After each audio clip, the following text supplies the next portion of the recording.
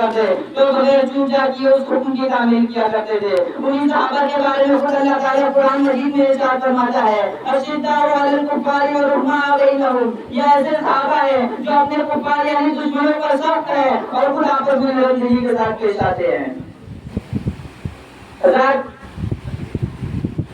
یہ کفاروں کا سخت ہے. اس کے بارے میں مفسرین اکرام نے بہت سارے واقعات بیان کیے ہیں.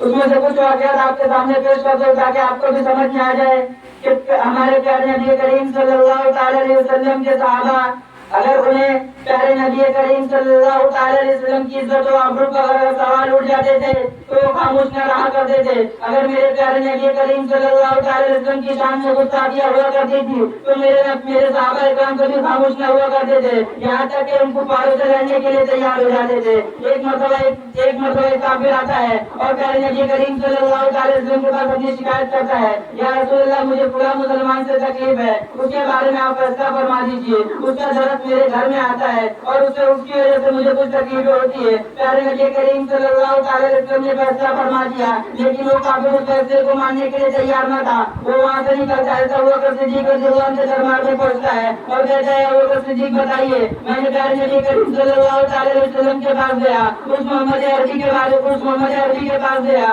جس کے بارے میں آپ فرماتے ہیں کہ وہ انصاف والے ہیں وہ امین الامت ہے. لیکن جب میں گیا تو انہوں نے میرے حق میں فیصلہ نہ فرمایا بلکہ انہوں نے اپنے مسلمان بھائی کے حق میں فیصلہ فرمایا. پہلے حضرت ابو بکر صدیق رضی اللہ عنہ کہتے ہیں میرے نبی نے جو فیصلہ فرما دیا میں اسے تسلیم کرتا ہوں. پھر وہ شخص وہاں سے جو اسے مایوسی ہوتی ہے پھر تو عمر رضی اللہ عنہ کے دربار میں پہنچتا ہے اور کہتا ہے عمر بتاؤ تم اس محمد عربی کو انصاف والا کہتے ہو تم اس محمد عربی کو امین کہتے ہو جو صحیح سے فیصلہ نہ کر سکے جو اپنے مسلمان بھائی کے حق میں فیصلہ کرتا ہے جو ان کافروں کا کچھ خیال نہیں کرتا ہے. اتنا سننے سے حضرت عمر رضی اللہ تعالیٰ عنہ اپنی میان سے تلوار نکال کر ان کا سر قلم کر دیتے ہیں اور کہتے ہیں جو میرے نبی کریم صلی اللہ تعالی علیہ وسلم جو حکم کو نہ مانے اسے اس دنیا میں رہنے کا کوئی حق نہیں.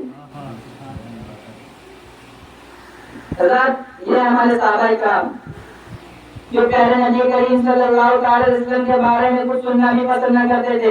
ان کے بارے میں کوئی کچھ برا بھلا کہہ دے تو اسے مارنے میں اتنے کے لیے تو اس کے لیے مارنے میں اتنے کے لیے تیار ہو جاتے تھے. ہمارے صحابہ کرام کے بارے میں اللہ تعالیٰ خود قرآن مجید میں ارشاد فرماتا ہے اشداء علی الکفار. ہمیں یہ تو سمجھ میں آ گیا کہ اس کافر کر سکتے لیکن اس کے آگے چلتے ہیں وہ رحماء بینہم اور وہ آپس میں محبت کے ساتھ ملتے ہیں وہ آپس میں رحمدلی کے ساتھ ملتے ہیں. آئیے اس کی تفسیر بھی دیکھ لیتے ہیں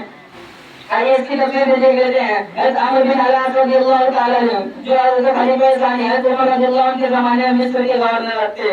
وہ مصر کے والی تھے. ان کے زمانے میں کیا دو مصر کے اس وقت حضرت عمر رضی اللہ عنہ نے اپنے خلافت میں ایک حکم جاری کیا تھا کہ جو بھی حاکم بنے وہ اپنے دروازے پر کسی مطلب واچ مین یا کسی حالات کو نہ رکھے تاکہ لوگوں کو اندر آنے میں آسانی ہو اور وہ آ کر ان سے مسئلے پوچھ سکے. اگر واچ مین ہوگا تو لوگوں کو اندر آنے میں تکلیف ہوگی اس سے اجازت پوچھنا پڑے گا تو ان کے مسئلے جلدی حل نہ ہوں گے. اس کے لیے حضرت عمر رضی اللہ تعالیٰ نے کچھ حکم لگائے تھے اور اس کے ساتھ ساتھ ایسے بھی حکم لگائے تھے کہ وہ موٹے کپڑے نہ پہنا کرے اور جو ولی ہوگا یعنی جو وہاں کا سردار ہوگا اس کا بیٹا بھی عام انسان کی طرح ہوگا. جو وہاں کا امین ہوگا وہ بھی وہاں کے سادے انسان کی طرح ہوگا تاکہ لوگوں کو کفار اور مسلمانوں میں فرق پتہ چل سکے. لیکن حضرت عمرو بن العاص رضی اللہ تعالیٰ عنہ کے بیٹے نے کیا کیا ان کو ایک شخص نے ان کو دعوت دیا کہ آئیے ہم گھوڑے کا ریس کرتے ہیں جو جیتے گا اسے انعام میں ملے گا 1,000 روپے انعام میں ملے گا. لیکن حضرت عمرو بن العاص رضی اللہ تعالیٰ عنہ کے بیٹے جب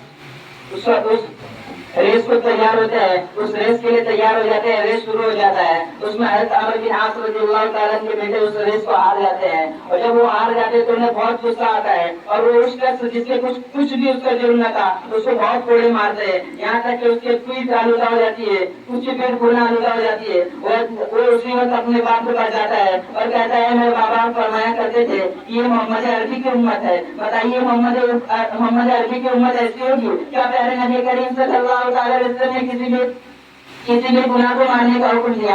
آپ بتائیے کیا آپ اس کی شکایت کسی اور کو نہیں کر سکتے؟